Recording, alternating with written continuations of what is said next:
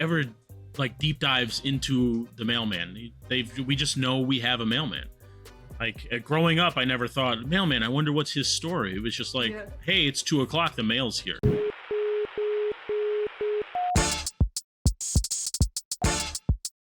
Welcome back to Meet the Makers. Today I am joined with another guest. He is a 3D printer, big fan of pop culture, always has a bunch of fun prints that he's running, and if you're extra super lucky, you might actually one day have him hand deliver you a printer to your door. Today I'm joined by Chris from LookItsKulak. Chris, thanks so much for being here today with us. It's great to have you on. Thanks for having me. I'm real excited about this. Should be fun. Awesome. I saw leading up to this that you had your Blue Yeti microphone, which we're twinning right now. I saw you had to print yourself a mic stand. How is everything holding up with that over there? Did it perform as expected? The one on the video did not last. I was trying to clear off my desk and I put it down a little too rough and it snapped, but I did go ahead and make another one. So this one's got silver and blue on it. It looks pretty cool, and I'm being more careful with that one. Awesome, that's cool. A common problem I've had with any sort of print like that where it's got a narrow neck on it, I always have to rotate it and cure it now because I've had so many prints where if that's where it snapped, it always seems to snap there for me if the layer lines are thin like that. Yeah, it's definitely had to do that with it. This one seems to be holding up pretty well, so I'm happy with it. Hopefully we make it through the episode without any mishaps, but for the people who maybe don't know you or aren't familiar with your content, how did you get into 3D printing and how did it all start for you? My wife was big on TikTok. She loved looking at the videos and stuff, so she kept showing me stuff and wanted to send me videos, so I eventually just downloaded TikTok. And as I was watching videos, I kept coming across like the Iron Man suits, the full body Iron Man suits that people print and the props.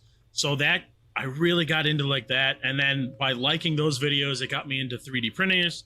So my wife got me my first 3D printer, the Ender 3 Pro, for Christmas 2 years ago. And it was just, after that, man, I printed a little Darth Vader, and my first ever TikTok was just the bed of the printer said soon, and it was like a 10-second video or something like that. So that's the very first one. And then after that, I've got a resin printer, I've got another Creality printer, and an Anycubic. So I've dove headfirst into this hobby and I love it, and I'm making a ton of stuff. We all seem to have the similar origin story. Everybody starts out and they're like, oh, it's cool. And then slowly but surely, not even slowly, I guess pretty quickly, all of us seem to end up with a fleet of printers very soon. Yeah, it happens quick. You get your first printer and it's really good and you're printing stuff on it and you're like, man, it's small. And everything just, it seems like it shrinks. So you're like, I need something bigger. And then you just find something bigger and you buy it and you're like, man, this is cool, but I need more printers so I can print more pieces at the same time so it's not taking as long. And then you end up buying another printer and it just keeps snowballing from there. Yeah, I remember when I first got into it, I saw everybody in all their printers. I said, oh, that'll never be me. I'll always just have one. And then literally within a couple weeks, I was adding to my collection. But yeah, I know you have the CR10.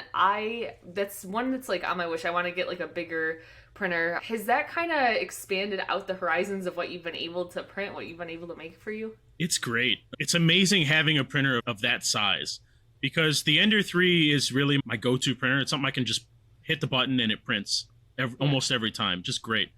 The CR10 I had a little trouble with at the beginning, but once you dial it in, and thanks to some upgrades I've put on it, I've got great prints out of it, and I'm able to print helmets in one shot without having to like print pieces and put them together. Because that's what I tried to do with my Ender 3 the first time, and I'm just not that good at welding and stuff. Yeah. I am still learning. I set this up, so I had a bunch of my prints here. But like the helmets and stuff are real easy to print on one thing and then adding one or two things to them. But if you print them in pieces, it really takes time and like a steady hand to get them together and then get the seam gone and all that kind of stuff. And I just didn't want to deal with that. So having the bigger printer really helps with that. Yeah, it seems like it's a game changer for that. I don't know if you've ever had prints where you've had to do a lot of post-processing on it, but for me, that's where my prints go to die. I have a whole graveyard of prints that are just like, they're done printing, but I never finished finishing them because either I had to put them together or I had to paint them or whatever. So it sounds like that probably helps a lot, not having to do all of that post-processing work. Yeah, it definitely cuts out some of that post-processing. If you can get a solid print, that's great. You still have to go and sand it and fill it in and paint it, but that's a lot easier than having to print off 4 different pieces, put them together, wait more for them to stick together, then fill in those specific lines. And there's a bunch of extra work if you have to print extra pieces, and I just didn't want to deal with it. So the bigger printer definitely comes in handy. Yeah. Just this weekend, I ran my first print ever where I weld it all together and glue it together, and it's a little more than I bargained for, but I guess it's exciting to finally have something that's more of a substantial piece in my house. So excited to finish that up. It's a process. It's exciting when it's finished, when you can look at it and be like, yeah, I put a bunch of work into that. I finished it and it came out great. That's really cool. But you can do that with a bigger printer. So I figured, why not just get a bigger printer, print the big pieces, and then do all the post-processing stuff, skipping a couple steps because I don't have to put anything together, and I still get a great quality item. Yeah, for sure. Now, one of the things I hear people say with the bigger printers is that they can be more difficult to level the bed since it's like a larger surface that it's going across.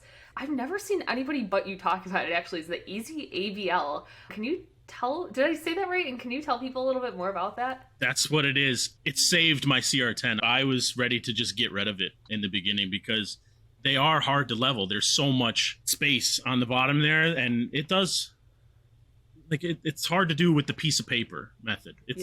There's so much space to get it completely level. So the EZABL, I partnered with TH3D Studio. They're in a bunch of my videos, but they sent me this because I was telling them I was having bed leveling problems. They were like, this is going to solve your problem. Because I tried the CR Touch, I tried the BL Touch, I couldn't get them to work properly on there. And I didn't like that on the CR Touch and the BL Touch, they shoot out a probe. Yeah. And I didn't want it to crack the bed. I was real nervous about that. So this one it's no touch, it's just a sensor. It installs right on the fan, like just a CR Touch and stuff, and then it just sinks down into the bed, senses it, goes around 9 points on the bed, and now that one is literally just like my Ender 3. I can hit a button and start a print and walk away. I don't have to watch any layers or anything like that, and it just goes. And it's saved my printer because I was ready to get rid of it before that, and I'm so happy that I contacted them through Akuma Mods. He recommended them. He said, TH3D Studios, they got these products. Go check them out. So I talked to them. They sent this to me along with some filaments to try out, which were some of the best I've ever had. I mostly used Overture off Amazon just because they're super easy to get. They're cheap. But the TH3D Studio filaments, I get cardboard spools, so they're recyclable, which I enjoy.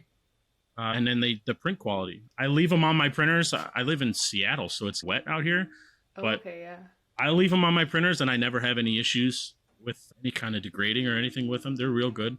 So I can't recommend them enough. Yeah, I can't remember if I think I had the CR Touch on one of my printers. I had a warped bed, which I think the Crealities are like notorious for having the warped beds. And it's not a CR Touch or anything, it's not a CR10 or anything like huge like that, but I was just like nonstop. Every print that I was laying down, it was so difficult to get leveled. I'm curious, I might have to reinvestigate and look back at that because like you said, I didn't really love the probing of it. It just, I always had a hard time getting it to work just right for me. In terms of, I guess, installing firmware and stuff like that, how was that process with getting that started? It's extremely easy. TH3D Studio does something great where they're based in Indiana and their help chat is open for business hours. So until 5 p.m. Central Standard Time, they're open. You can go to their website and talk to one of their technicians right away. Okay. So if I needed help, everything is like step-by-step on their website. It's like a big instruction manual with pictures, and they make it super easy to follow along. But if there was a problem, I could go on there and be like, hey, I got this product, I'm having trouble installing it. And then the tech would just walk you right through it and make sure you're doing everything right. So it's very helpful and super easy to do. That's a huge benefit. Not to sound like I keep bashing Creality, which I love Creality. I use Creality printers, but I know getting support through Creality can be just a nightmare. To have a company that you can go through and just have a really easy process, that sounds like a huge benefit for their product. That's awesome. Yeah, that's one of the main reasons I love them and I talk about them a lot is that customer service. Just because with a lot of these machines, they come from China and customer service is in China. So even if you do contact somebody, you got to wait a whole day to get a response. This one, if it's in the business hours, you can pretty much get a response right away, which is something I really think is important with these kind of machines. Yeah, no, absolutely. That's really cool to hear. And as soon as we hop off here today, I'll have to be running over to their website and snagging one of those. Very cool. Now, another thing that I see you on the technology side of your printers using, I believe you have a Beagle camera set up on your printer as well. I did. It's gone now. TH3D Studio sent me one of their Raspberry Pi kits. So I'm in the process of installing that, and I'm going to be using that to do time lapses. So they got me a camera, they got me that, and what it's going to do is allow me to run my printer off my computer instead of using the little micro SD. I can just send it straight over from my computer and print, and then it'll do time lapses and stuff for me. Oh, that's pretty nice. Yeah. I've heard good things about the Beagle camera. When you did have it set up, did you like that product or? I did. It was okay. It was hard to control the printer using the printer. You had to control it through their app, either on the phone or the website.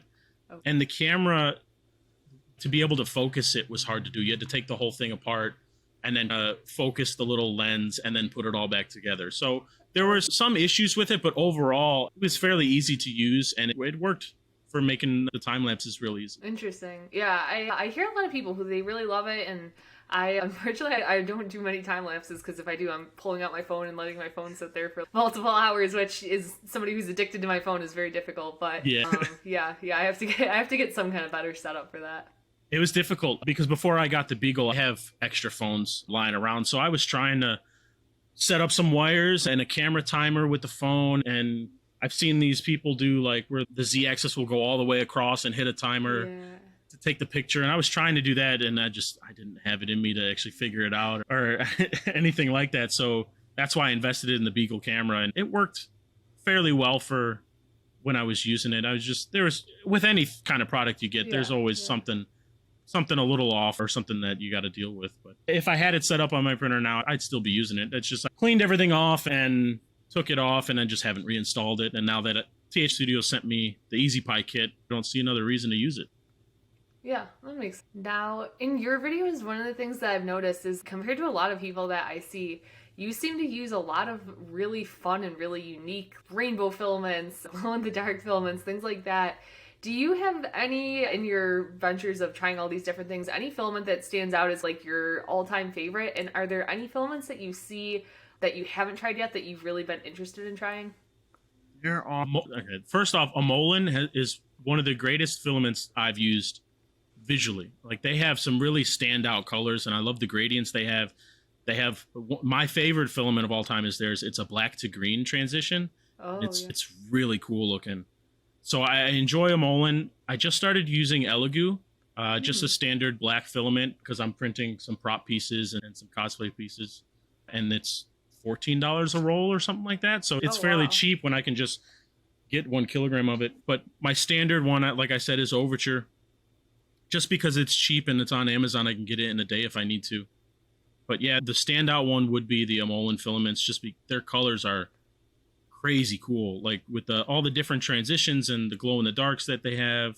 Maybe green, like a blue glow in the dark, a rainbow glow in the dark that I've used. Crazy filaments that they got, and again, they're on Amazon, so you can get them really quick and for a decent price. Yeah, it's funny you say that. Actually, right under my microphone, I won't pick it up because it'll make a horrible noise, but I have a roll, my very first roll, actually, of their filament. It's like the blue to green transition. I ran it for the first time the other night, and it was beautiful. It was so shiny. It just reflected the light perfectly. It was a dual extrusion, and man, I was really jazzed about it. It was a cool filament. Yeah, I'm really hyped on theirs. And they have a big selection too, a bunch of different colors and a bunch of different transitions. So I'm really excited to jump in and try and get some more, because I am running out of that black to green, so I'm going to have to make another order soon. Yeah, for sure.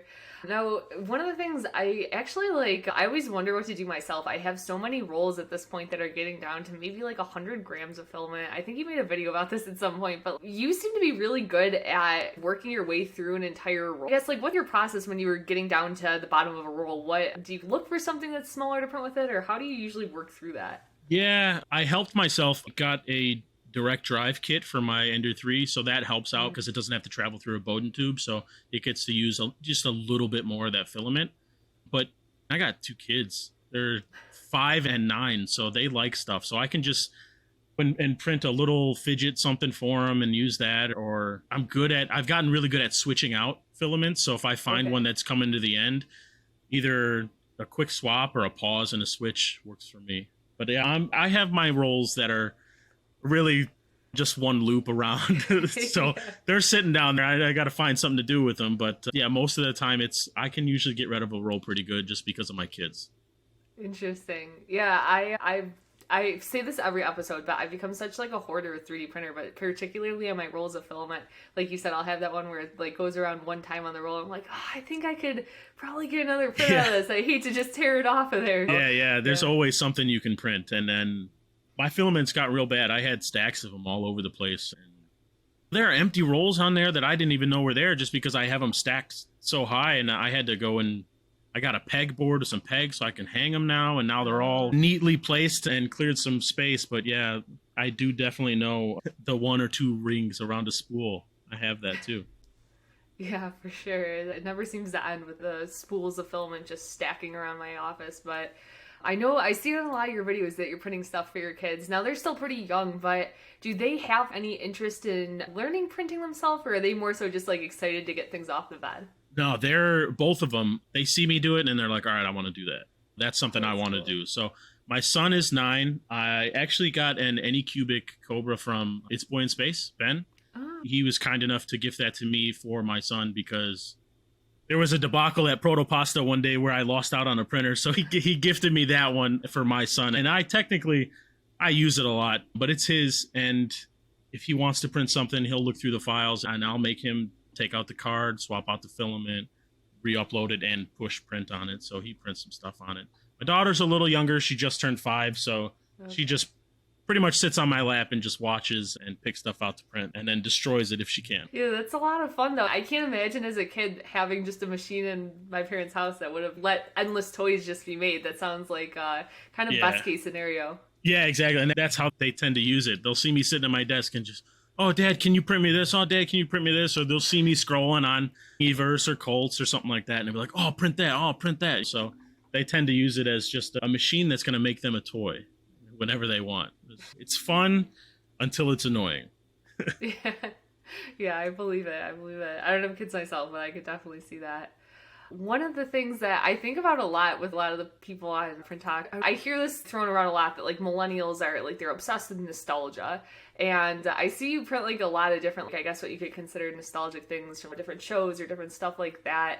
Is that kind of just like something that you like to do from a standpoint of like content that's relatable for other people? Or is that, even if you didn't make content, is that kind of like what you would fall into printing, do you think? That's a really good question. There was a time when I first started TikTok, I was just printing everything. I wanted to get a lot of views. I wanted to get a lot of likes. So I printed anything I could find and everything I could find. And I looked at other creators and I would get what they were printing, what they were showing off. I'd get that file and I'd print it and I'd make my own video on it. And for the last, 6-7 months, it's just been like, man, I want to print what I want to print. I don't really care about views. If somebody likes my stuff, they'll find me.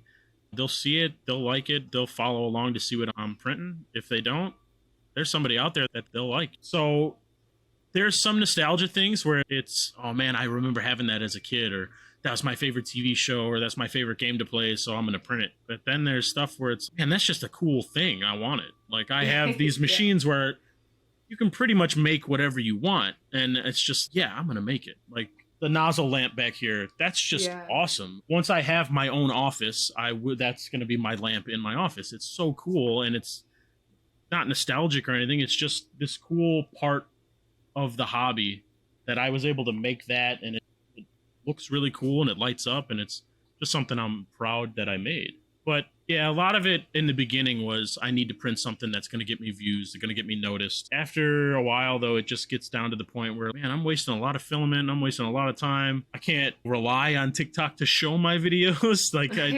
eventually one will pop off, but I can't keep making these little things that are just getting tossed to the side. Or I want to make something that cool, that stands out, that I can be proud of, instead of just something that, hey, look at this, and now it's over there, and I don't care about it anymore. Yeah, the TikTok algorithm seems to work in mysterious ways, like you were saying, too. It's almost funny of the things that sometimes I've thought, oh, this video is definitely going to have it's going to blow up, and then it'll get a couple hundred views, and then the thing that I am never in a million years, I'm like, oh, this is lame, nobody's going to watch this, and that's always the video that, like, seems to take off, which is funny. Yeah, it's so weird. Like, I got props and helmets and stuff that I made that gotten 100, 200 views. And then just the other day, I uploaded a video that I just printed a tool for work.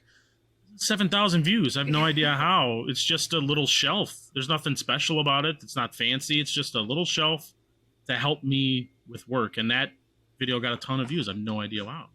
So yeah, that whole algorithm they use or what they use to push out videos, just it doesn't make any sense. It was when I started to figure that out, it was just like, all right, man, I'm just going to print what I want. I'm going to make some cool stuff. And hopefully people see it. If they do, they like it. If they don't, I'll get them next time. No big deal. Yeah, for sure. It changes so often too. I can't keep up with how it works, but like you said, I think after a while you just have to do what makes you happy and do what you're going to enjoy, because I know for me, I have a whole stack of prints in my other room of just things that I made for videos. So eventually I think you have to narrow it down. And it's hard to do. At first you'll see all these big printers like Boy in Space or Mandic Really or even Joel. You'll see them just make a little 15-second video about something they printed, and it blows up and gets hundreds of thousands of views. And you're like, oh man, I could do that. I want to do that. I want to get all these likes and have all these people commenting and telling me how good my stuff is. You don't realize that they've built an audience for however long they've been doing this. They have people that follow them. So when you're starting off, it's like, all right, I can do this. And then get 100 views and you're like, man, why didn't I get the same views? Yeah. Why isn't this happening? And you don't realize that they're themselves. They just post what they want to post because they think it's fun, and people have followed them because of that. And that's why they get so many views now. It's hard not to compare yourself in the beginning when you start getting to them, but that's what you have to do. You have to just start from fresh and be like, all right, this is who I am. This is me. I'm not going to try to be anybody else. I'm not going to try to do something I wouldn't normally do. And that's what you have to do, but it's hard to do it at first. Absolutely. One of the things I've noticed for work, you had that thing that sat in your truck and helped you organize things. And for people who don't maybe know your content, you're a mailman, and you have occasionally like videos where you'll post stuff about that. And it seems like people are always so interested in that content. I know you had one where he had gotten stuck to like the outside of a box of the mail. It was just funny. And it's like you said, it's something that not really anybody else on Print Talk, like I don't think anybody else has the same experiences as you, but like it's so uniquely you, and I think people really enjoy that content and that perspective when you post about that. Yeah, it's a funny thing because no one ever like deep dives into the mailman. We just know we have a mailman.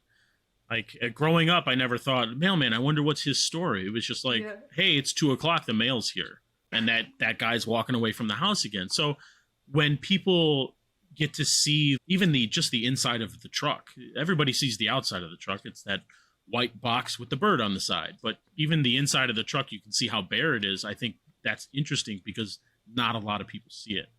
But that video you were talking about, I have to give credit to It's Boy in Space again, Ben. He's the one who told me to make that video. Really? Yeah, I saw the video, the original one, and it made me laugh, and I scrolled right by it.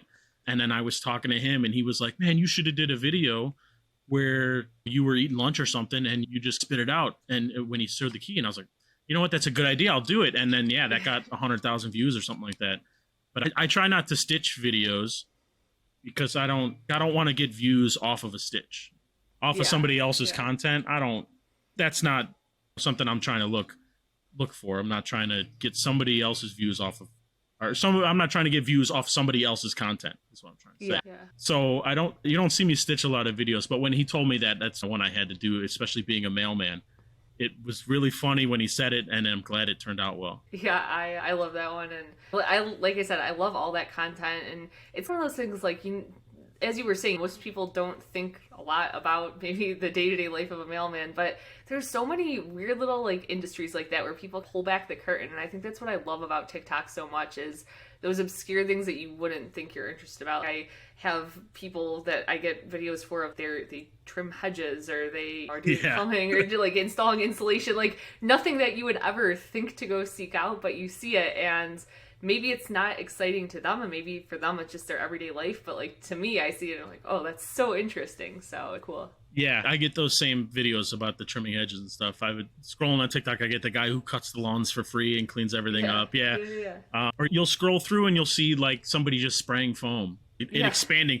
But you sit there and you watch that video. It could be a 2-minute video, and you'll sit there and watch the foam expand over the whole attic, and you're like, wow, that's crazy. But yeah, it's just some normal thing that this guy does. So pulling back the curtain on my job, I think it gains a lot of interest again because not a lot of people see it. Yeah, I think for a lot of people too who maybe want to get into content, I know everybody has their own reason of things that they're nervous about or stuff like that, but I hear a lot of people who are like, oh, I'm not very interesting. Nobody would be interested. But I think that's like a fun point is like, just because you don't think it's interesting doesn't mean other people won't find interest in it. Yeah. Everybody has a story to tell. Not everybody's had the same experiences. There's always going to be somebody out there who would be interesting in hearing something from anybody. So I definitely say if you're looking into getting into content creation or you think you have some kind of story to tell, just go ahead and do it. It's not going to hurt. So why not? Yeah, absolutely. I like that. I like that Ben encouraged you to make that video too. I don't know him super well, but anytime I follow him, he seems to give he has a really good eye, it seems, for what's going to do well. And I know he gives a lot of good advice on like lives and things like that. So if anybody doesn't follow, it's Boy in Space. Very cool guy to follow. It's crazy how smart he is. Yeah. With this kind of stuff, content creation, videos, or anything like that. There's again stuff that he sees that I don't think anybody else sees, and it makes his content great and very helpful to the whole community, which I appreciate. I think he was the second. He was the second 3D printer that I followed, and I'm glad I did because I learned a lot from him, and I got a printer. Yeah, there's a bunch of lives that people do where you can just go in and ask questions and get an answer, which I enjoy. When I first started, there was a bunch of technical issues or stuff that I didn't know that I had to do, and I was able to just hop in his chat or Kuma's chat and just be like, hey, I'm having this problem, what can I do? And they'd be like, oh, this. And then right there you got your answer and you can go ahead and fix it. So everybody that I've interacted with on the Print Talk community has been very helpful, and I can't say like a bad word about any of them. Yeah, no, I completely agree. I know for some people too, it's like intimidating when you're newer to like maybe approach like those bigger people or people who just like you perceive as being like a really big influencer. I hate using that word, but influencer, whatever you want to call it. Now, I guess like going off of that note, one of the things I saw when I was scrolling through your content is you had this post about the most famous person that you ever met. You had a picture of you and Kevin Smith, which I thought was interesting. How did that happen? He was signing at a comic shop close to me. Okay. He had a comedy show that he was doing that I had tickets for. So he was in town, and then he was just signing at a comic shop. So I just went there, and the whole family went, and we all got pictures with him, and I talked to him for a little bit, and as simple as that. He's divisive, I guess. A lot of people either like him or hate him, but man, I love that guy. He's so honest with everything that he does and he talks about, and just gives great advice. I'm like, be creative. So I've taken that and just been like, all right, be creative, do something creative.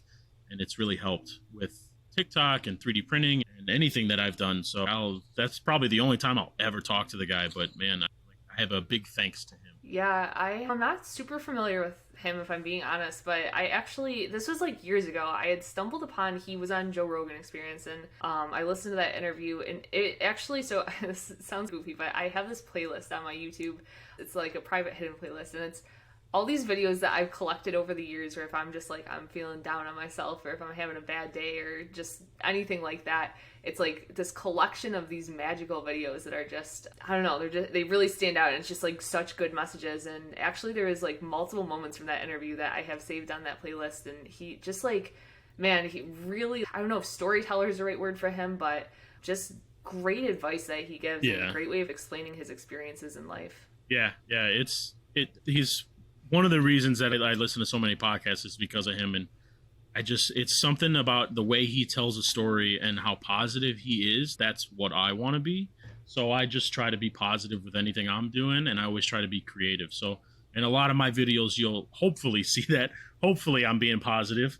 I'm sure there's times where I'm not too positive, but I like to be creative. I like to help people when I can. So I always try to respond to as many comments as I can. If somebody has a question or if there's something that I can help with, I'll try to do that. So I'm always mixing in the creativity and the positivity, and that basically stems from it. Yeah, I would agree. I think that you're definitely a very positive guy on the internet. I kind of remember the thing that it wasn't what I think I followed you from, but what introduced me to you was around Christmas time. You were doing that series of the Christmas tree, Yeah. and I had found you from that. I ended up doing a Christmas tree as well, but I loved that, like, you just had this really fun energy around you, bringing people together and taking suggestions, and people really seemed to love that series that you did. Yeah, that was really fun to do, and it connected me with a lot of people, which was great. It helped me build an audience, and it was just really fun to do. Like I got to print, I had the Christmas tree, and then I got to print just a bunch of different ornaments that everybody suggested. So whoever was in my comments and they suggested something, it got put on a list and I printed it. I think by the end of it, we had close to 40 or 50 ornaments on there. And I think the one you suggested was Bender. Yeah, so I do actually have the bigger Bender back here. So I printed that for a while ago too. But yeah, that was a lot of fun to do. And I liked involving the community and involving people, because it not only it makes a connection with people so they stay around longer, it helped me with ideas on how to print stuff. Yeah. And it gave me more stuff to print, which in turn gave me more problems, which made me a better printer because I could solve those problems. So that was a really fun series to do. And your Christmas tree was great too. I remember seeing that, commenting. I don't know, I can't remember if you printed what I suggested, but I remember yours and mine, and I think there were a couple other that decided to go ahead and run with that idea, and glad that it took off and everybody got a chance to do something. Yeah, like I said, you were definitely the inspiration behind that on my end, and I agree completely. It was such a fun way to interact. I was really new to printing at the time. I think I had maybe only been doing it for 2 months at that point, or a month, something like that, but I actually had ended up like connecting and meeting with so many fun people just from doing that exactly, and people who maybe I wouldn't have normally interacted with would make suggestions and we go back and forth, so it was a lot of fun. Yeah, and I remember seeing your first videos, and as soon as I saw it, I was like, this just isn't fair. How did, like, this girl comes on, she makes one video, and she's so charismatic, and like the lighting is great, like her videos look professional, and she's so fun and bubbly, and she's 3D printing like this.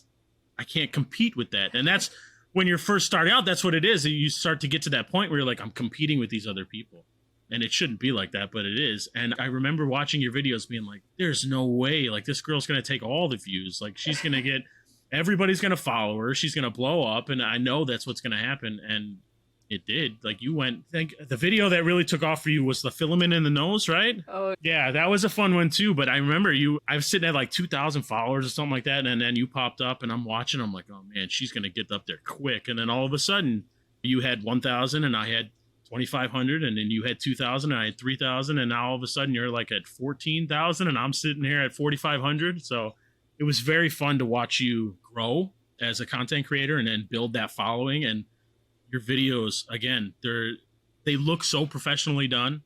You have great lighting in them. They're colorful. And then your personality that you bring to it is just this fun-loving, like, bubbly person who is just excited to be doing what she's doing, no matter what it is. It could be a small little benchy or a piece of cheese on your CNC machine or a banana that you printed. Doesn't matter what it is. You have this excitement and this joyfulness for it, and it's really fun to watch. I appreciate that more than honestly. I think being excited about things, it's something that's really important to me. Before I was doing 3D printing content, I was actually doing plant content, and like houseplants. I have a stupid amount of houseplants in my house. But to that point, when I had first started making houseplant content, it was the same thing. I was so fucking excited, man. I would just go on and I couldn't wait to talk about plants. And slowly over time, like, I don't want to say I lost that love for it, but like I lost that excitement. And that was actually the thing that ended up getting me into 3D printing. I wanted something back where I could just be so excited about it. And I think that was honestly like such a blessing. It sounds dumb to say, but like such a blessing to have found 3D printing, because it like, you, to your point, it gave me something to be like excited about, like some dumb little thing. Maybe it's not exciting to other people to print a bunchy or cook cookies on my build plate, but to me it's just I don't know, I get a huge kick out of it. So works. And it's something that you have a love of plants and stuff like that. You like 3D printing, you can interact with any type of like community with that. Like, you have this love of plants, now you can print your own planters, you can print different water sprinklers or something like that. So you can combine a love for something with this hobby, and it's perfect for it. Like, you can make whatever you need for something else. That's another reason why I love doing this. And it's really fun to see people like you and Sniper and all these other creators just soak everything in and just start printing what they like and creating different stuff and getting better at the process, not only getting better at the content creating, but getting better at 3D printing, just being either orientating or fixing machines or even modeling. I'm getting a lot of modeling now on my thing because I've been searching it and trying to get better at that. So it's cool to see all these people that joined TikTok and started making videos around the time I did, to see us all progress at these different rates and how success is coming to us. It's very fun to see. No, I couldn't agree more. It sounds weird almost, but like aside from doing these podcasts, I've never formally met anybody from TikTok, like in real life or anything like that. But I feel like I have 500 friends on the internet because I keep up with what everybody's doing and everybody's projects. And like you said, just like how they've come along in either 3D printing or their content creation or their other interests. And also to your point, I agree. Like I think 3D printing is unique in the sense that it can really intersect super well with almost any other interest that you have. And as somebody who, I have a wide range of interests, so it's fun to me to see, maybe I print plant pots or somebody else prints whatever other hobby that they're interested in, stuff for that. You almost get to learn along about that hobby while still watching 3D printing content, which is cool. Yeah, it's very cool that it's, again, like you said, interacting with almost all these different hobbies. It's a hobby on itself, but can be used to just intersect with everything else, and I love that about it. Oh, it's super cool. I heard, now you mentioned that you were like leaning more into looking at like 3D modeling, designing, things like that. One of the other things that I saw about you as preparing for this is that it looks like you have a background in maybe doing design yourself. I think I saw that John Wadd's videos, you did his logo, or am I mistaken for thinking that? No, my profile picture is a cartoon of me that I drew a long time ago when I used to think I was going to be a Twitch streamer. Yeah. I did that. It's just a little cartoon of me and John. I've become friendly with him. He's from Chicago, so he likes baseball. I like baseball, so I go back and forth with him a lot about baseball. So I built this relationship with him, and he was like, "Hey, I like your logo. Could you draw me one?" I was like, "Yeah, sure, whatever." So I've always been artistic and creative my whole life, so it didn't come that hard to me just to do that. But yeah, I drew his face, making his trademark expression with the backwards hat and the glasses. And I did a logo for TikTok, which if you look close, in his glasses is the TikTok logo. Oh. It's the same one on Instagram, but the hat is Instagram colors and then has the Instagram logo in his glasses. Okay. I did one for Facebook, I didn't do one for Facebook. I did one for YouTube, which his hat is the white and red for YouTube and then has the YouTube logo in the glasses if you look real close. So yeah, I did those for him. He loved them. He enjoyed them. And it's really cool that I was able to take something that I did and like give it to him and have him enjoy it so much. Is because he's someone that I do look up to in 3D printing. To have somebody that I look up to ask me for something and then I deliver it and he's, dude, this is awesome. That really boosted my self-confidence in it and made me go, all right, I'm actually doing something pretty good and worthwhile here. Yeah, that was when I came across that post. I had no idea, and I was so excited about it because I obviously follow you, and I followed him for a long time too, and he's got such a fun, positive energy. His videos are super fun. It's very like it's very recognizable when you see it if you don't follow him, or if you do follow him. It's like it stands out when you see his image on TikTok. It's mostly where I hang out. But what's fun hearing you say is I didn't realize that he had different variations for the different apps. I can picture his TikTok one. It's like the TikTok colors. Yep. Hearing you say that's a cool detail that I did not know about. Yeah. It's very subtle in the glasses, but they're there. And then, the hats have the different colors of the different platforms.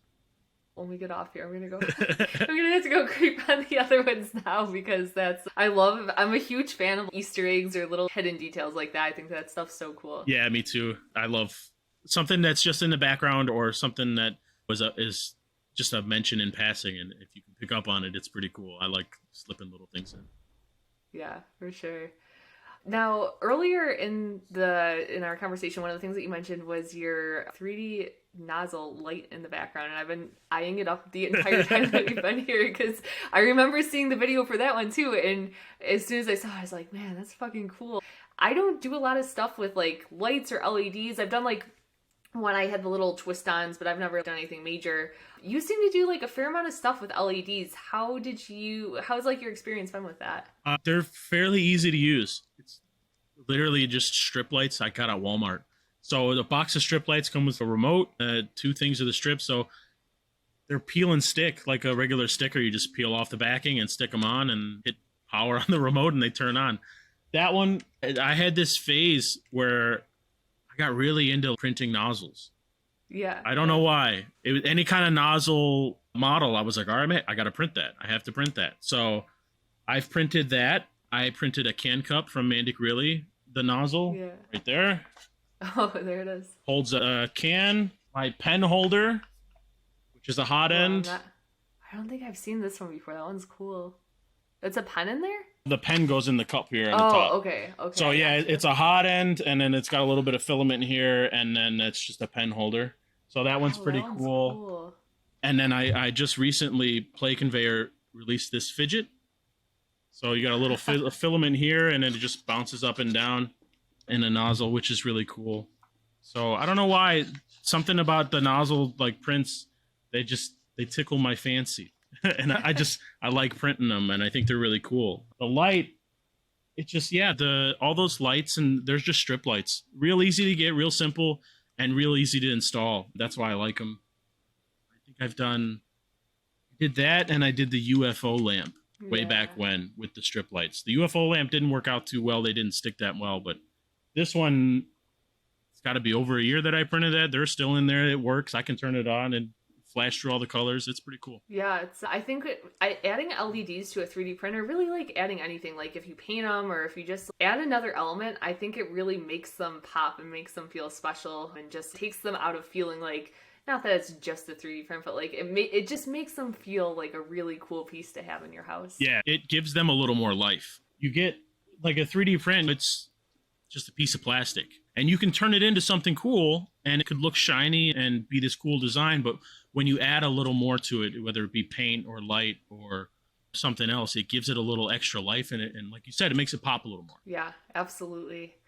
Chris, I've had such a great time talking to you today. I learned so many interesting things I didn't know about you before, which has been a lot of fun for me. For people who maybe are not following you yet, can you tell people where to find you on the internet? Sure. It's just LookItsKulak. LookItsKulak on Twitter, Facebook, TikTok, Yahoo, I think. I don't know. Yeah, it's Instagram, LookItsKulak. TikTok is where I mostly post. I'm trying to do YouTube as well, LookItsKulak. So I'm trying to get that done. Every now and then is Instagram, probably once or twice a week. I'm just not great on doing that because I do have a day job and a family and children. So my time is precious. And when I can do it, I try to, but it's not consistent. But yeah, everywhere there.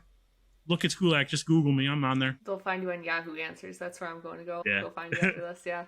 You can find me on IMDb as well. From a small stint when I was in high school, I was in a short horror film that got registered registered on IMDb. I don't know if the trailer still exists. It's crazy. It's wacky, and I'm embarrassed by it. But I'm putting it out there. If you're interested, you can go find me on IMDb. I thought you were joking about that, but now I'm on there. I'll add it to I'm adding it to my list of things that I'm looking up when we get off this call. So, Chris, again, thank you so much for coming on today. It's so much fun talking to you. And with that said, that is Meet the Makers.